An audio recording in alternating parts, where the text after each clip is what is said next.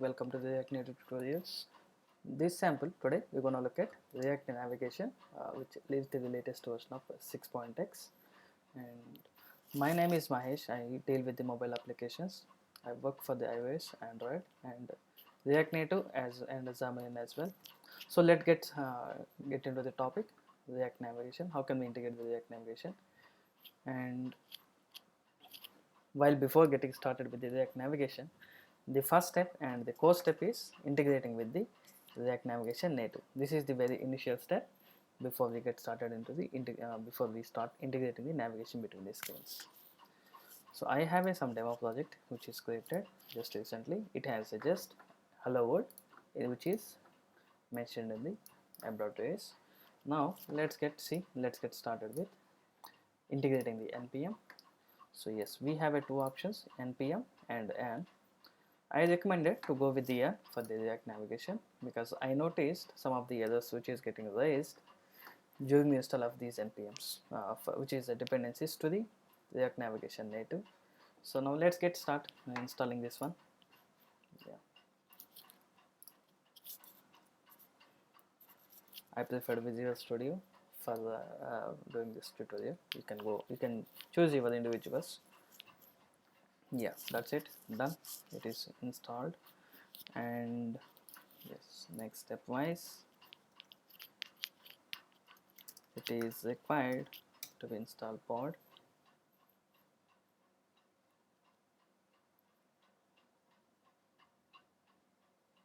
Oh yeah, I think I haven't yet integrated the other dependencies, so let me just add this one. These are the dependent npms which React Navigation is getting used. I see the names wise: gesture handlers, React Native animateds, and React Native screens. And this means this is getting used to navigate between the screens with some nice animations and gestures for the React Navigation. Yes, you can just follow these steps, whichever it is just mentioned here. It is a good tutorial. Yeah, you can use this command to get install the pods for the iOS. Yeah, I think I'm done with installing this one. Let me use npx pod install iOS. So does the required pods to be installed in the iOS dependencies. Yeah, okay, and it is done. So now for our tutorial, what I'm gonna do is, let me just create some basic folders with some screen source, and let me mention home. Inside maybe just index. Yeah, that's it. And so I use the snippets for my quick reference to get some brief of to get auto created the classes and the basic component. And now, as of now, we can see it is not mentioned anything. So right from the index, it is just pointed to the app.js. So that is where the screen is getting visible, the screen is getting displayed with some hello world text. Now let's integrate this React native dependency what we just installed now. Yeah, so the basic step is, first thing we should integrate navigation controller from the navigation container from the React native. Let's get rid of this one. And the core step is, instead of a return, just mention navigation controller. So, yeah, navigation controller. So in between these two, whatever the rest of the classes, whatever the rest of the code we're gonna write, we're gonna integrate the navigations. We should integrate in between of these two screens. So now go for the next step. We have a three options here. Like the one is like navigating between the screens, and we also have the tab navigation. We also have the drawer navigation. I think most of the people know. So tab is for just displaying the bottom tabs, kind of this one, and drawer is for left menu. So if you wanted to navigate between the two screens, then we should go with the stack navigator. So the next basic step is adding the stack navigator. Yes, just copy this command, do the same process, just install the stack navigation.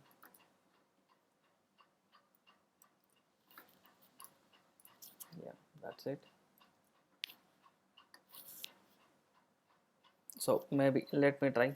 If any pod is required, then it gonna does the automatic installation, because I just, yes, there is one pod related to the stack navigation that is integrated. Now the screen what I just created in the home screen, I just wanted to point this screen and using this stack navigation, and without this one, without this stack navigation, the top bar will not be visible in the screens. So let me just create, go for this right away, stack navigation. To make a use of this one is, we should create stack navigator object as the very first, and instead of this stack navigator we should register our individual classes, whatever the classes wanted to be displayed. The same similar way, what we can see here, you can just simply create a stack. Yes, of course, we are inside of the class, then constant is not required. Let me mark it as a home stack. I just created stack navigator object. So whenever you are trying to make an integration of the any of the navigators, so first thing first step you have to do is just creating a stack navigator, and register the classes, register the components wherever you wanted to navigate or wherever you wanted to display. So now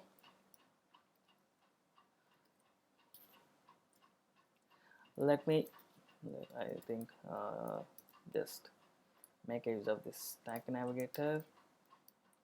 So this stack navigator should be the object of the create stack navigator what we just registered now, and in between the navigators, we should register the screen where we wanted to navigate. Here this is the path of the component which we wanted to display. So let me just import the home screen from the path of src home. Yes, of course I did with the index, so this is enough. No need to go for the index, no need to mention the index. By default it's going to consider the index. Yes, and the name here what we mentioned here is the reference of the component screen where we wanted to navigate. This is going to be this name is going to be taken as a reference for the further references in the navigators, like whenever we wanted to navigate a particular screen or whenever we wanted to pass some values to the screen, this is the name that is going to be taken as reference inside of this navigator. So let's say, and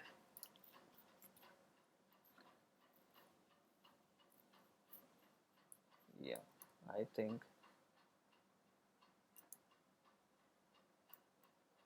oh yes,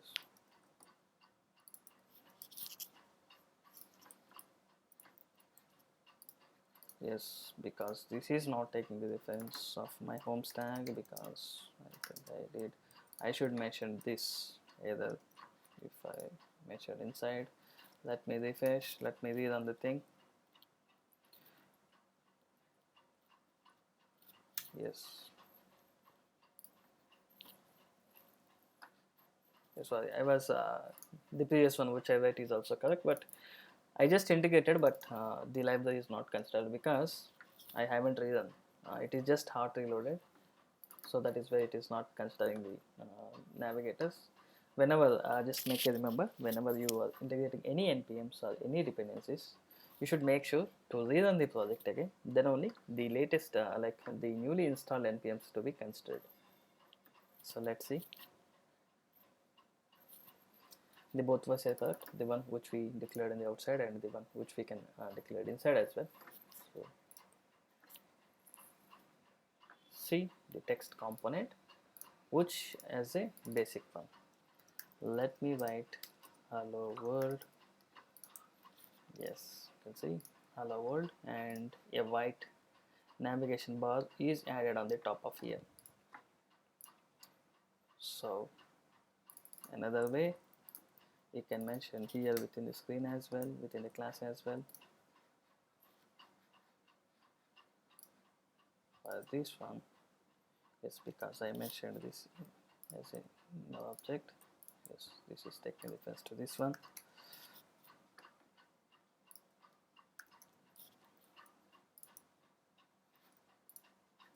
Yes, because this is the inside on object, so that is where system doesn't understand if we haven't mentioned this.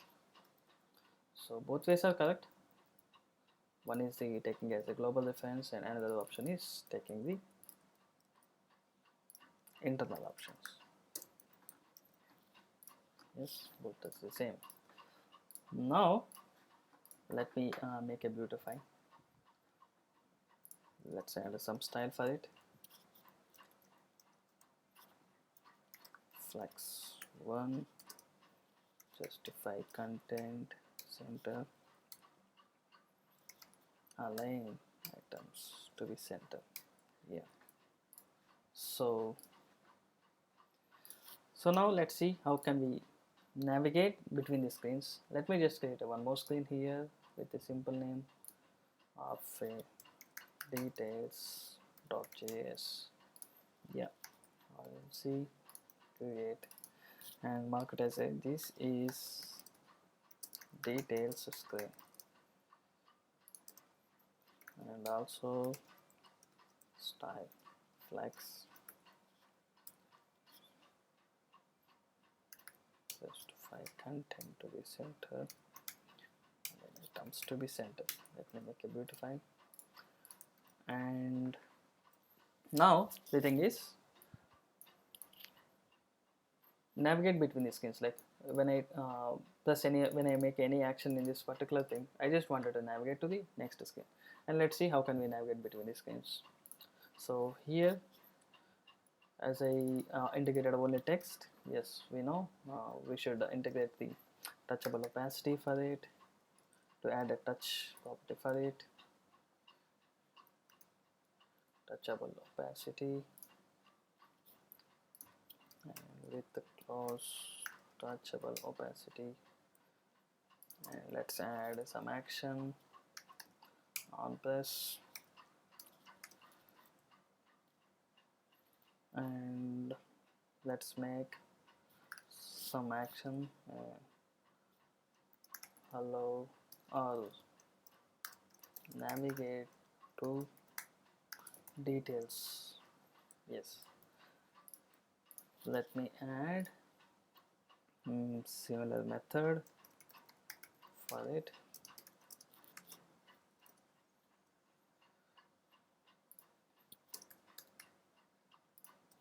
Navigate.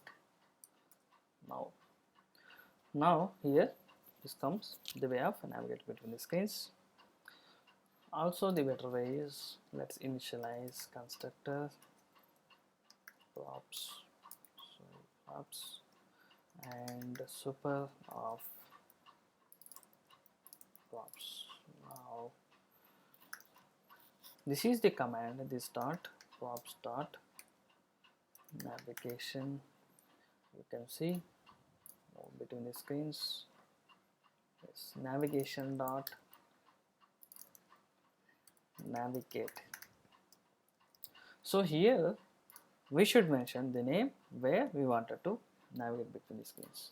So remember, whenever you wanted to integrate the navigation between the screens, that screen has to be registered in this stack navigator. So without registering this the screen what we wanted to navigate between the screens, the system could not be able to navigate to the particular screen because that is not registered. So system doesn't understand where the name where the screen has to be navigated from. I'm just importing the screen that we just created. Yes, details.